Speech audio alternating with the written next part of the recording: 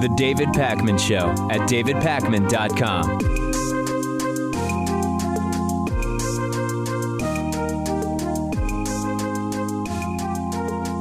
It is February 1st, and that means the election starts tonight. Iowa caucuses tonight. Republicans will vote. Democrats will vote.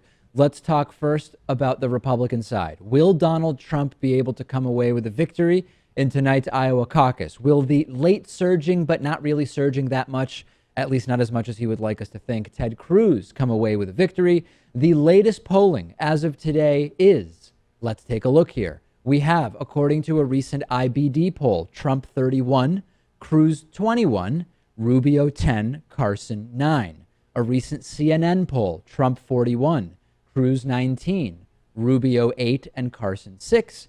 And according to a recent ABC poll, Trump 37, Cruz 21, Rubio 11, and Carson 7 in Iowa. A Real Clear Politics average of recent polling has Donald Trump in the lead with about 36% support. Ted Cruz in second place with about 20% support, followed by Marco Rubio, Carson, Jeb, Christie, and Rand Paul. Let's also remember the differences in a caucus versus a primary, Lewis. A caucus takes a longer amount of time. Donald Trump put out an ad saying most caucuses take under 1 hour. That is not true. We have a number of Republican candidates tonight, Lewis. Every campaign supporters get a chance to speak. We also have looked into the weather. We will talk about that a little bit later, but the weather can be a factor, particularly in more rural parts of Iowa. If the weather isn't good, are you going to drive out to sit around for hours talking about politics? Well, maybe you will. Guess it depends how committed you are to your candidate. And we also have to consider how likely it is that Iowa will actually determine the eventual Republican nominee. Let's take a look at past results from the Iowa caucus on the Republican side. Going back to 1976, we see that Gerald Ford was the winner of the Iowa caucus and was ultimately the nominee. But in 1980, George H.W. Bush was the winner of the Iowa caucus and was not the nominee.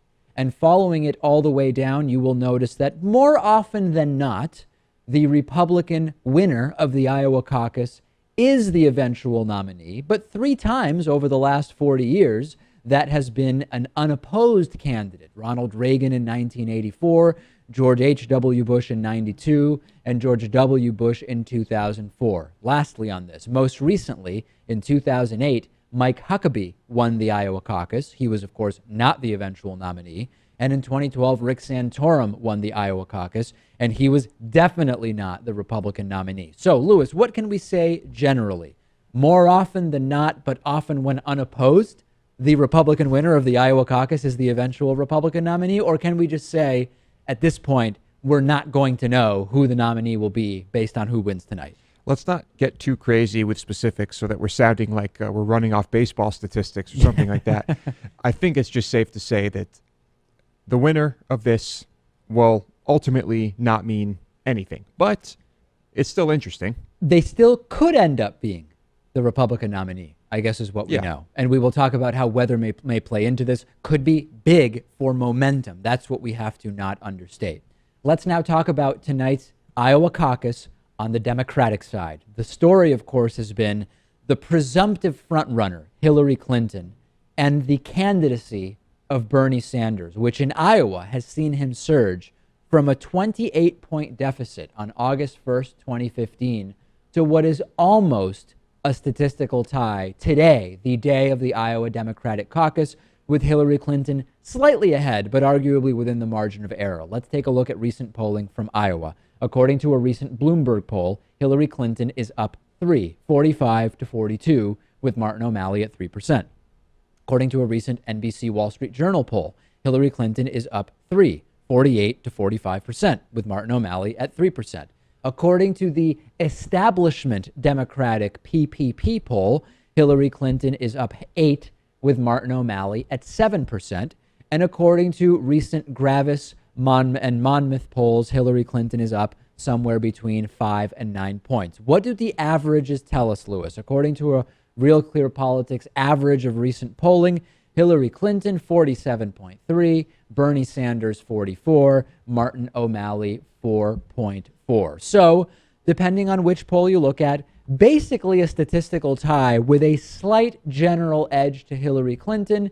Now, the big contrast here, and this is very interesting, in contrast to the Republican primary, where recent Iowa winners have not been the eventual nominees, the winner of the Democratic Iowa caucus has been the eventual nominee dating back 20 years to the year of 1996. We have to go back to 1992 when Tom Harkin won the Democratic Iowa caucus to find a Democratic Iowa caucus winner who was not the eventual nominee. Of course, in 1996, it was Bill Clinton, 2000, Al Gore, 2004, John Kerry, 2008 and 2012, Barack Obama, albeit essentially unopposed for President Obama in 2012. So what can we say here, Lewis? Are you more comfortable, Lewis, saying that we have to go back a really long way to find an example where the winner of tonight's caucus was not the eventual nominee? Or are you more interested, Lewis, in the narrative that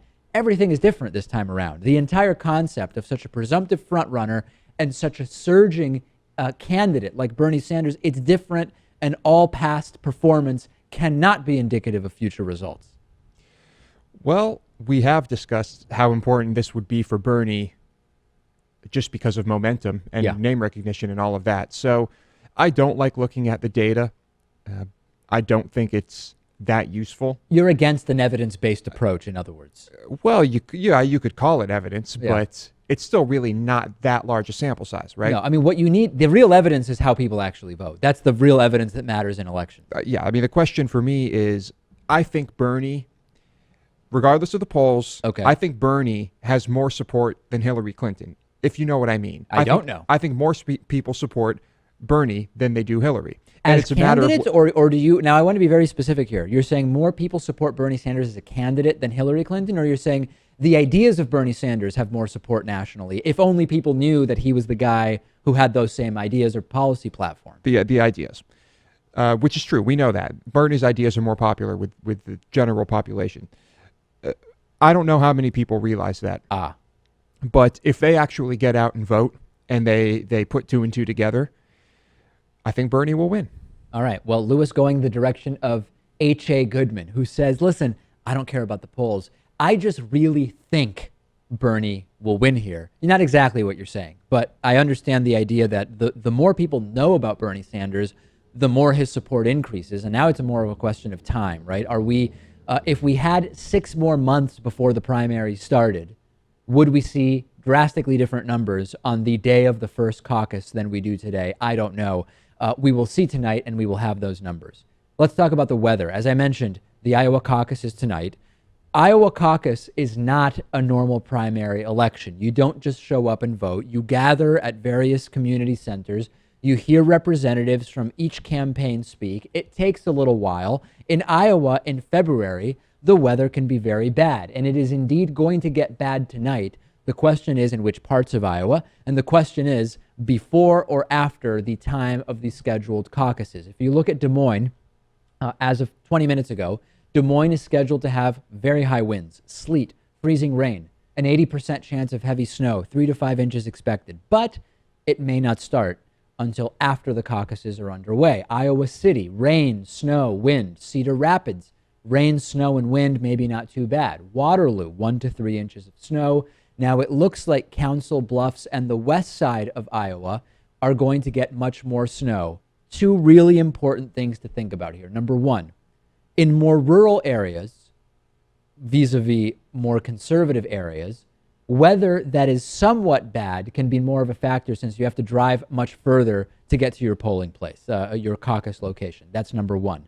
Number two, let's take a look, Lewis, at this map of Iowa. You will notice that the southwestern side of Iowa tends to be more red and more conservative, and that is indeed the area that is expecting the worst weather tonight. So what it may come down to here is, number one, do the caucuses start before the bad weather? And number two, which of the Republican candidates is more impacted if the more conservative Republicans have a hard time getting to the voting location? You would think Trump does better when the conservative Republicans don't vote because his ideas are sort of more centrist in many ways, although at the same time he has completely crazy, unhinged right-wing ideas. But that hasn't been the case. You see evangelicals who seem to support Donald Trump. You see those who claim to be pro-life support Donald Trump, even though he has a lifelong record of being absolutely pro-choice, although recently he has changed that tune.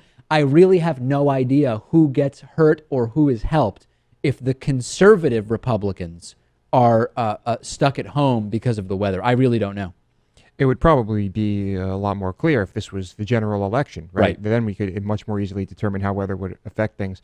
Yes. So, which Republican candidate has the most supporters with all-wheel drive, all-terrain vehicles? That has been actually polled, and I think I saw that Ted Cruz has disproportionately higher support from truck drivers. Or no, it might have been Trump has the higher support from truck drivers, but Cruz has higher support from minivan drivers. Now, minivans don't always have four-wheel drive. Right. So I don't know whether the minivan vote is that much of an advantage. The broader question here, Lewis, is enthusiasm and commitment. We see Trump's high levels of support in Iowa polling. Are Trump's voters, Trump supporters, committed and enthusiastic to brave potentially bad weather, to sit around for hours talking about their candidate? And the same question applies to Bernie Sanders supporters. We have seen the surge in the polls of Bernie Sanders over recent weeks. Are those supporters engaged and committed to a degree that they will show up in representative numbers to the polls? Or, as some in the Bernie Sanders camp say, they have activated so many new voters that the likely voter models don't even consider them in polls, and that they are going to show up and deliver a victory for Bernie Sanders? We will know tonight. I will be watching. I am riveted by it. It's very exciting, Dave. I will be watching as well, most likely on my cell phone while doing other things, and I'll be rooting for Bernie. All right, there it is from Lewis. We will have all of the results tomorrow. I'm on Twitter at dpackman. Lewis is on Twitter at Lewis Motomedy. We will take a break. What a show we have for you today. The David Pakman Show at davidpakman.com.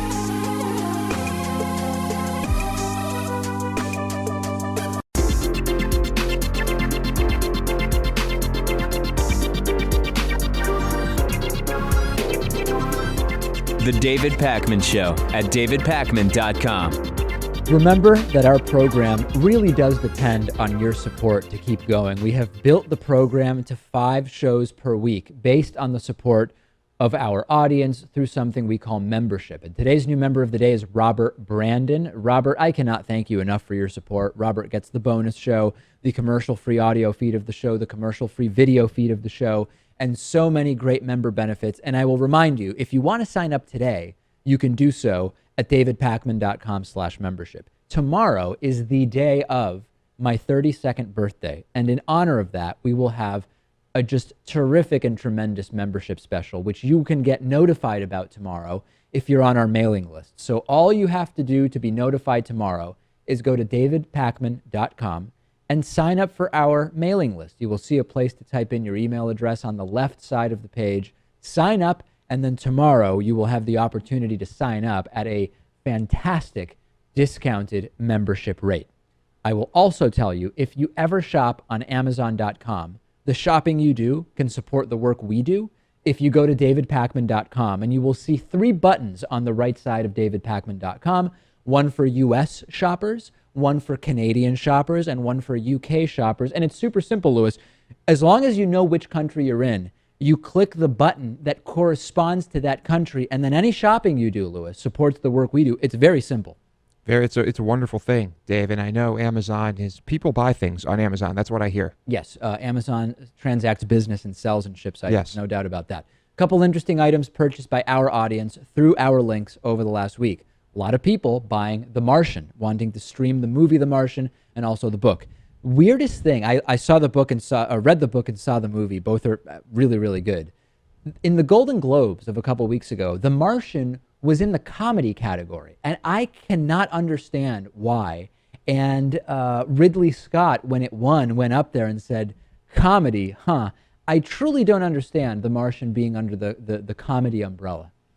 I don't think you should really think about it, because those award ceremonies are just total crap, and That's it, Dave. It's just crap. All Why, right. why even think about it? Why even talk about it? Let's not even say that word, the name of it again. So in hopes that people will just forget about it. All right, I'll move on. Also, several people buying raw, unprocessed honey. Have you heard about this trend now, Lewis? The raw honey. Apparently, the nutrients have not been altered by the heating of the honey, and it tastes better, and it's almost creamy. I mean, it's opaque. Yeah. And you can spread it more easily. I don't think I've ever tried raw honey. Well, I had raw honey many years ago. Yeah, Well before the trend, Dave. I'm a trendsetter. of course. And I, of course, had something to do with this. Raw honey and lentils are the two trends you've Yeah. set. Yes. And Fernet. But it's delicious. It really is quite good. And you can just more easily spread it. It's easier to work with if you're putting it on bread or something like that. And now, is that something you do? You'll put just raw honey on bread or honey at all? Well, yeah. That's good. In the morning, if I have some bread, honey. There you go. Yeah. So you're pro raw honey. I'm pro raw honey. I'm pro honey in just about every form you can get honey in.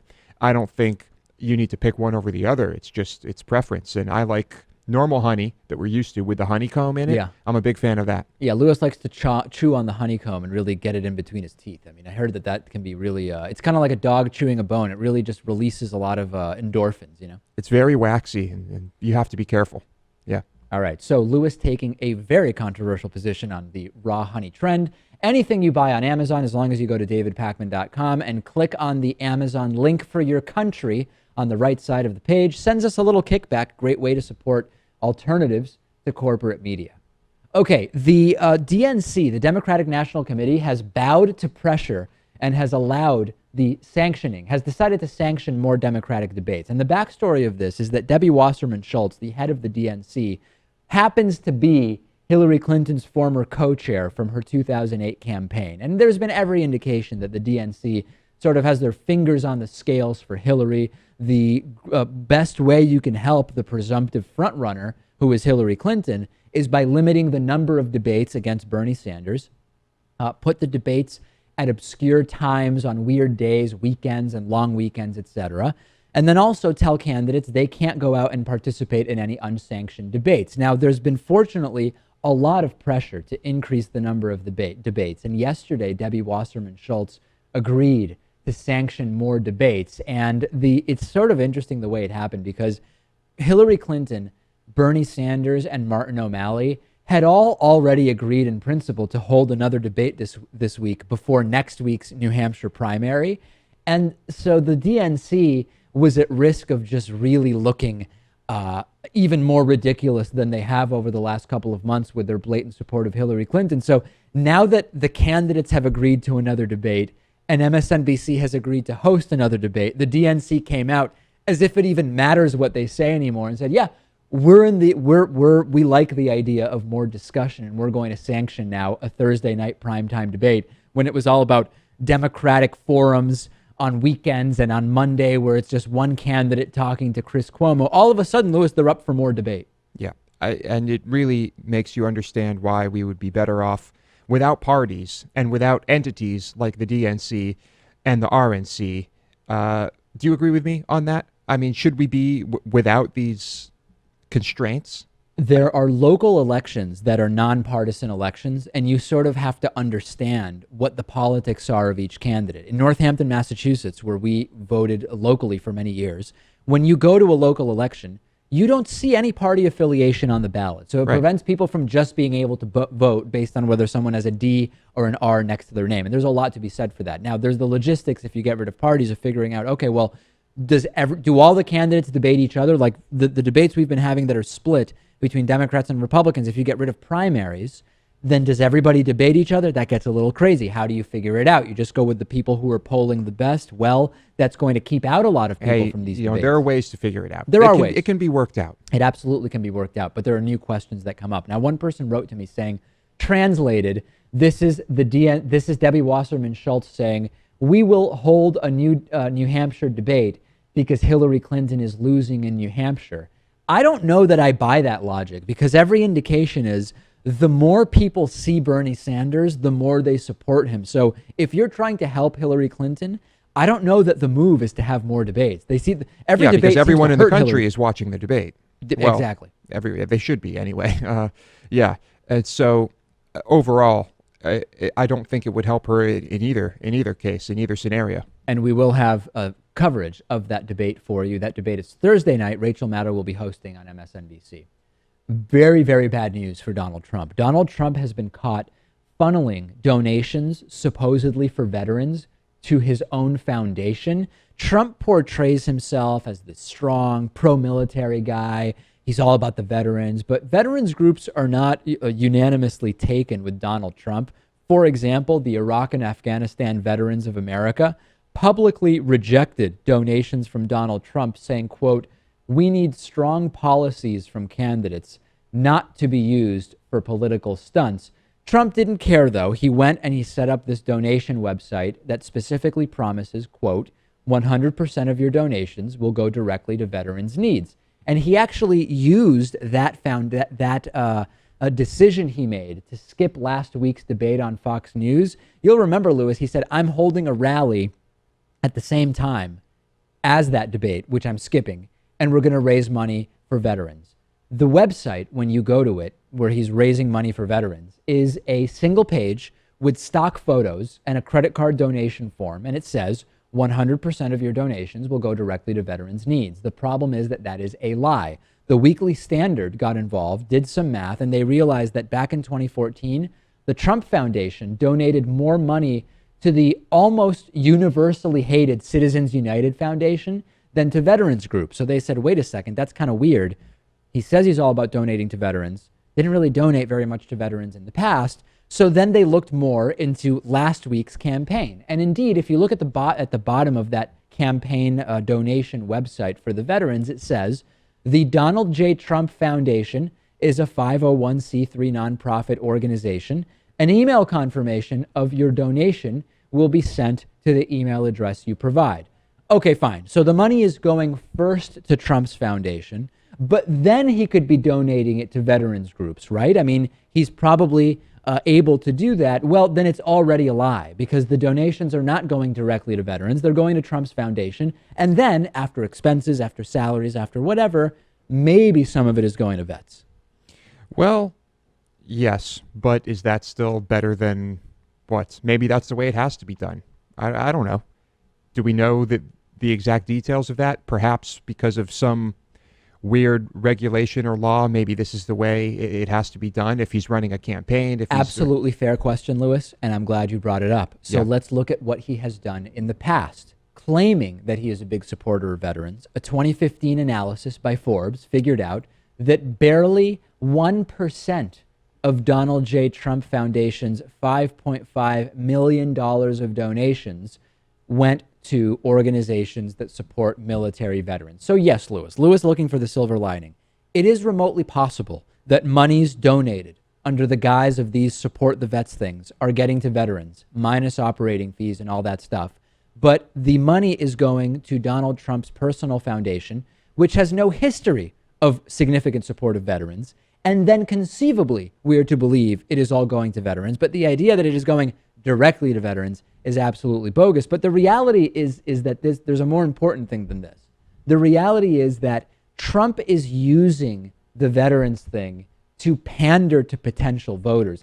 The legality of it, whether it's going directly or indirectly to veterans or whatever, there's every indication from Trump's past donation activity that this is not really that important to him. And he's using it to pander to voters, and that's really the despicable part of it. Well, when you're running in as a Republican, Dave, you have to kiss the ass of veterans. Pandering is almost it's a requisite. Yes. Yeah, that's true. And the funny thing is that I would say, if you look at voting records anyway, most Republicans in Congress don't really seem to support veteran benefits or veteran care. They support the troops by giving them wars to fight. They just say, I support the troops. I guess that's just support of the troops, right? Self-professed, I support the troops. Well, so you can also support the you troops. can put a ribbon magnet on your car. That's one thing you can do. Mm-hmm. And then you That can was wear, probably made in China. right.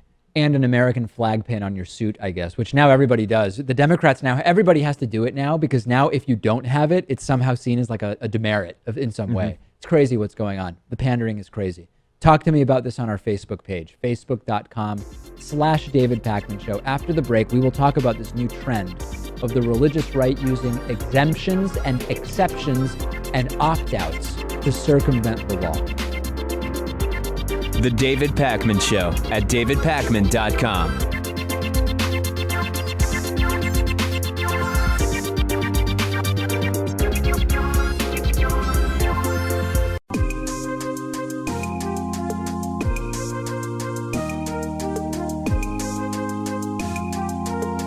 Welcome back to The David Pakman Show. I'm joined today by Frederick Clarkson, who's the Senior Fellow for Religious Liberty at Political Research Associates and also author of the new report, When Exemption is the Rule, the Religious Freedom Strategy of the Christian Right. It's so interesting, Frederick, because exactly as predicted, in the wake of the Supreme Court decision that states cannot pass bans on same-sex marriage, we've seen the religious right that is against same-sex marriage go in the direction of exemptions for religious reasons, for so-called sincerely held religious beliefs. We've seen this when it comes to gay marriage, but of course we're also seeing religious exemptions requested with school vaccines, and we're even hearing about possible tax exemptions based on sincerely held religious beliefs. Let's start at the broadest point. Talk to us a little bit about how this exemption movement is organized.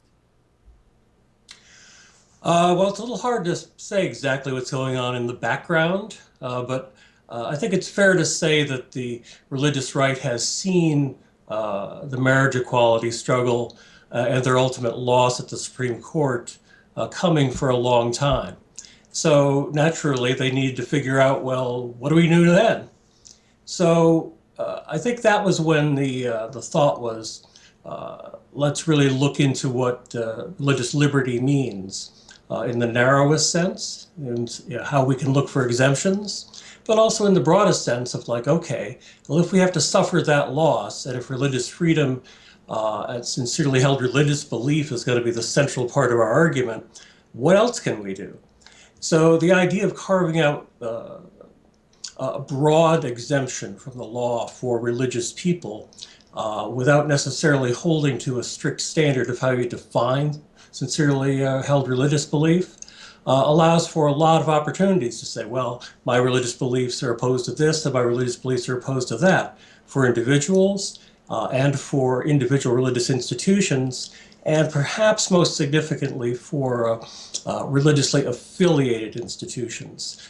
Ultimately, perhaps whole territories of land and jurisdictions. It's a radical vision, and one that's seizing on the history of civil rights and civil liberties in this country in order to reframe it in a way that certainly is in contrast to those values.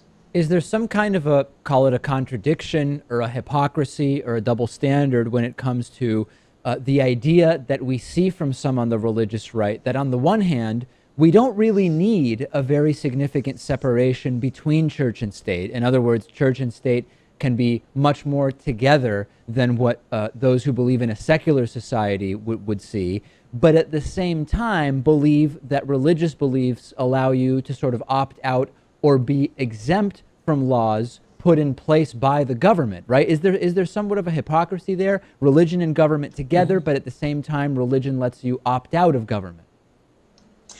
The challenge for the religious right and the people who share their vision and their values in the broadest sense is that we live in a religiously plural society. And so once you get into the religiously plural in the sense that everybody is equal under the law, whether you're a believer or a non-believer or a Christian or a non-Christian, and whatever flavor of Christianity you might happen to adhere to. This has been a struggle since the founding and before. How does everybody figure out a way to get along when they think that they're right when it comes to questions of religion? So if you are a religiously supremacist movement like the Christian right, yeah, you want to get the levers of power, but at the same, and you want to create advantages for religious people generally, but their religion in particular. So it's a situation that's very much in flux. How do you gain power and the legitimacy that goes with it while keeping your religious allies when you're really out for yourself? So let's go through a couple of those areas that I mentioned at the very beginning of the discussion. With gay marriage, as I mentioned, no more state bans on same-sex marriage. We saw the Kim Davis Kentucky debacle where she believed her religious freedom, her sincerely held religious beliefs were being violated because she could no longer turn away a same-sex couple from getting a marriage license where she is county clerk. Where are we seeing the exemption battle go, specifically within the area of same-sex marriage, or as I now call it, marriage? Well said. It's going to be fought on a lot of different fronts. One is the idea of conscientious objection, like Kim Davis and her attorneys so ham-handedly expressed. They didn't get away with it, but it raised the issue of accommodation. If there are people who sincerely are opposed to marriage or this particular form of marriage, should they be allowed to step back and let somebody else step forward to do routine parts of the job? And people come down to different places on that. But as where we are as a society, where we're headed, are to the questions of what does full equality mean? We saw this with regard to race. Were there going to be religious exceptions or exemptions to treating people with equality or not? It took a while, but we moved to the position of not. And I think that the religious right, including the Catholic Church, are correctly seeing that ultimately it's going to come down to that kind of question. So the testing of religious exemptions, how far can you go, where do they apply, is certainly one of those areas. We've seen California in the area of religious exemptions for vaccines take an increasingly sort of unequivocating position that kids need to have certain vaccines in order to attend public schools. So talk to us a little bit about the vaccine war. And that's sort of an interesting one because we see the anti-vaccine movement on the left and the right, although for different reasons. And on the right, increasingly, it is for religious reasons. Where is that going and what's the latest there? Well, I don't claim to have followed as closely, but it is an interesting question because, as you say, people come to these things for different reasons. Why should they be exempt from getting exemptions? For some people, it's a question of religious values and family control. And for others, it's a question about, well, do vaccines really work? Are they full of ingredients like mercury that might be damaging? And there are a lot of conspiracy theories around corporate-produced vaccines and whether the government should require people to do these things. So these are things that are probably ultimately going to come down on the side of science and public health, but it's going to be a long social process to get to a reasonable outcome. One of the sort of broadest areas of exemption and religion is that, of course, of tax exemption and nonprofit status of churches, which is a sort of overarching issue that goes well beyond the Supreme Court decision specifically on state bans on same-sex marriage. What do you think about the future of the tax exemption that churches have? I mean, financially, this is arguably the biggest area where religion gets you a special exemption to what otherwise would be your responsibilities in terms of taxation. That seems to be a movement that increasingly, as churches sort of do politics and talk about issues and candidates, is at odds. And more people email me saying, when are we going to get rid of that tax exemption for churches? It doesn't seem like that's going to happen anytime soon, does it? No, it's not, and I'm of the view that it shouldn't, and I think it's a misguided struggle to think in those terms.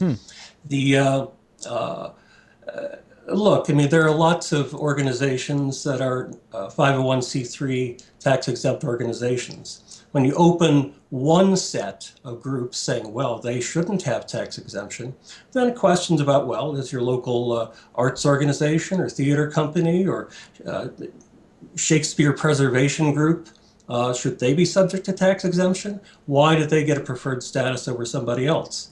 What is art? You know, it's not only the question like what is God, like what is art, and these are subtle choices that are made sometimes. But at the same time, Frederick, I mean, the status, the religious organizations specifically are a particular type of tax exempt status. So what you're saying actually correlates with a lot of what my audience says, which is you can still allow religious organizations to have 501c3 status, but don't give them this additional extra tax exemption by virtue of being religious. Let's put it all on the same sort of level as you're suggesting. What is art? What is God? Let's put them all on the same level is the idea some in my audience have.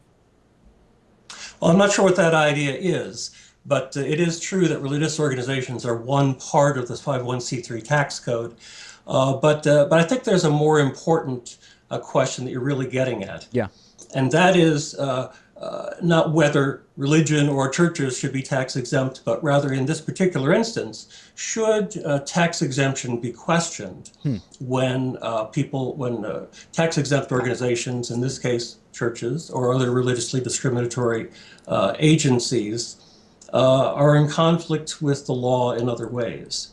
Now, in the case of racial segregation, and interracial marriage, interracial dating, we saw the Supreme Court take a clear position that no.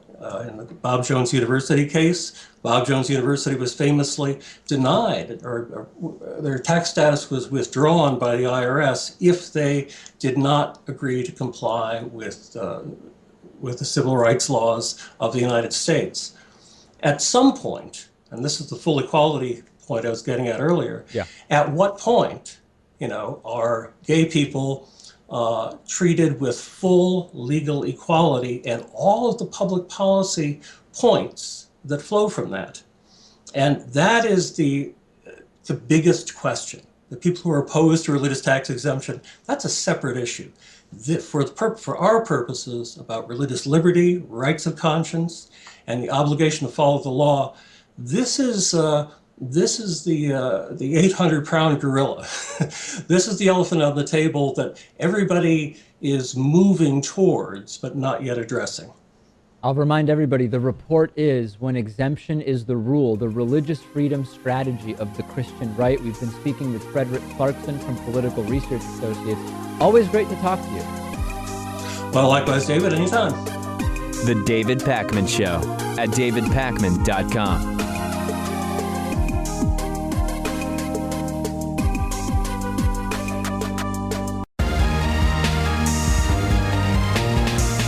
The David Pakman Show at davidpakman.com.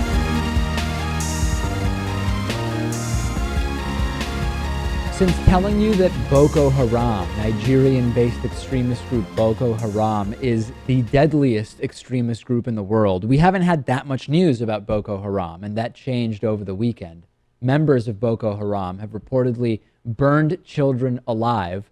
This is part of an attack in Nigeria that killed 86 people Saturday night in the village of Dolori, which is in northeastern Nigeria.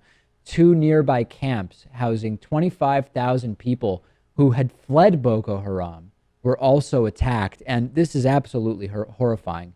A survivor told the Associated Press that he heard screams of children burning to death and saw huts firebombed, and the attack apparently lasted about 4 hours. A soldier at the scene told the Associated Press that 3 female suicide bombers blew themselves up as part of the assault, and the entire sort of sequence and timeline is unclear here. But Mohammed Kanar, who's the area coordinator for Nigeria's National Emergency Management Agency, said that 86 bodies were found, many of them charred, many of them riddled with bullets. They were collected yesterday afternoon. 62 people survived this catastrophe with burns that are being treated. Boko Haram, as you know, Lewis, has pledged allegiance to the Islamic State known as ISIS or ISIL, but it is not clear whether there is any sort of operational connection there. They've killed about 20,000 people and driven 2.5 million Nigerians from their homes over the last 6 years. We aren't the policemen of the world. That's the absolute reality. But what is the solution here? We've talked about the problem with the Nigerian government, either out of fear or corruption. We don't know exactly which, maybe a combination of both, seemingly unable and or unwilling to really get involved in fighting Boko Haram here. What is anyone to do? Yeah, but you would think that there would be a larger international response as well, and there doesn't seem to be. Well, we've seen Chad get involved, right? Chadian troops, Right. Chadian forces getting involved in some situations. Yes, there does not seem to be that total will to take out Boko Haram in the same way that there seems to be the will to take out ISIL, although we haven't taken out ISIL either. So just having the will clearly is not all you need. Maybe it starts with the Nigerian government. Maybe they need to officially call for help. I don't even know if they have done this or not. Are they afraid to some extent? I I don't know. Why would they be afraid? Why would you be afraid to call for help? I mean, Boko Haram is trying to destroy your country. It seems that calling for help could only help. Yes, right? except, again, as we mentioned, we don't know what the situation is with those in the Nigerian government, Right. either being absolutely terrified that they will be killed if they take any sort of decisive action or make aggressive statements about Boko Haram, and we don't know what sort of corruption there may be there. And this is just an absolute disaster. A lot of focus on ISIL, understandably, but let's not forget about what's going on in Africa. And as a general thing, there's a sort of anti-Africa bias in the West, and we've talked about that before, to not care as much about Africa, to sort of accept some higher level of baseline violence in Africa that would not be acceptable in other parts of the world. Yeah, perhaps once those diamond and precious mineral mines start getting hit by Boko Haram, then maybe there will be a bit more of a response. We've been talking about the water crisis in Flint, Michigan, and it was revealed over the weekend, based on some newly released emails, that Michigan officials were trucking in clean water to a state building in Flint in January of 2015. So why is this a big deal? We will talk about that. Check out this email that was obtained by Progress Michigan, sent by the Michigan Department of Technology Management and Budget. While the city of Flint states that corrective actions are not necessary, DTMB is in the process of providing a water cooler on each occupied floor, positioned near the water fountain, so you can choose which water to drink. The coolers will arrive today and will be provided as long as the public water does not meet treatment requirements. Now, let me be very clear here, Lewis. This email appears to be unrelated to the lead problem in Flint, Michigan. It's related to the TTHMs, for which the city did notify customers. So initially, when this email leaked, people said, wow, Flint residents were only officially made aware of the lead in October, November, and they knew about the lead since January, and they were giving their employees bottled water to drink. That does not appear to be true. This email appears to be in relation to the TTHMs. But the broader issue here is they clearly knew way back then that the water shouldn't be water that is that people there are drinking, right? The decision was made in 2014 to switch to the Flint River as the source of water for Flint, Michigan. Fine. The lead issue was later. They knew about the TTHM issue back in January. But again, there was no large-scale corrective action taken. People were notified about it and told, well, the water's probably still fine to drink.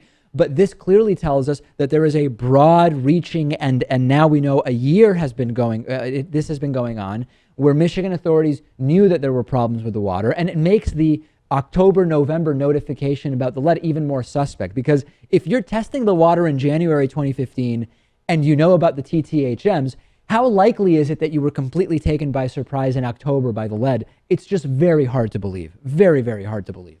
Yeah, I'm having trouble understanding the mindset of the governor, the mayor, the politicians, really everyone involved. Why do you say our water is dirty, but we're just not going to do anything about it right now, or we're going to switch to an even more polluted source?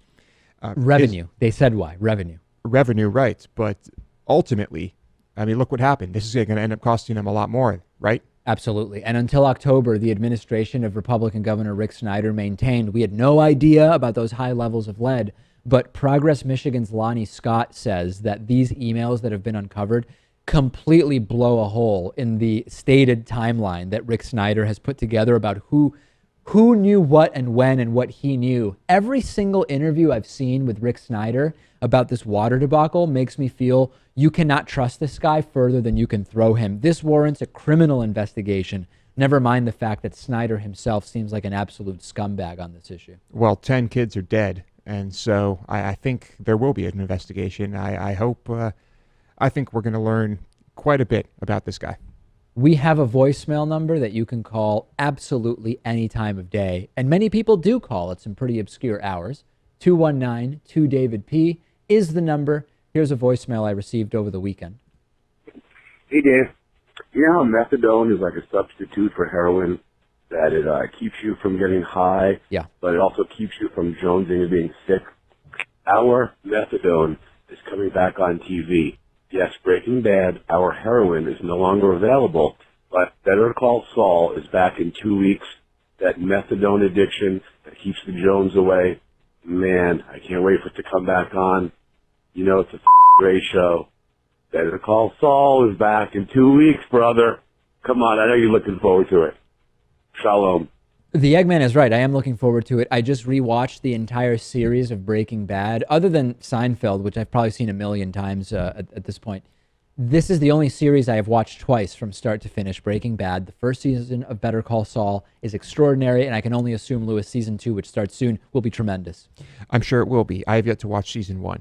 Right. And it's there for me to watch. I'm going to get to it at some point, and I'll have a report for you. Thank you. On the bonus show today, the NHL All-Star Game voting debacle. A health insurer has lost the records of nearly 1 million people, and Kanye West was told to wait in line at a famous Austin barbecue joint. Lewis will talk to us about all of these stories and more. davidpakman.com/membership to sign up and get on our mailing list on our website to be notified tomorrow of the David Pakman 32nd birthday membership special spectacular, which will be sent out via email to everybody on our mailing list tomorrow. See you then.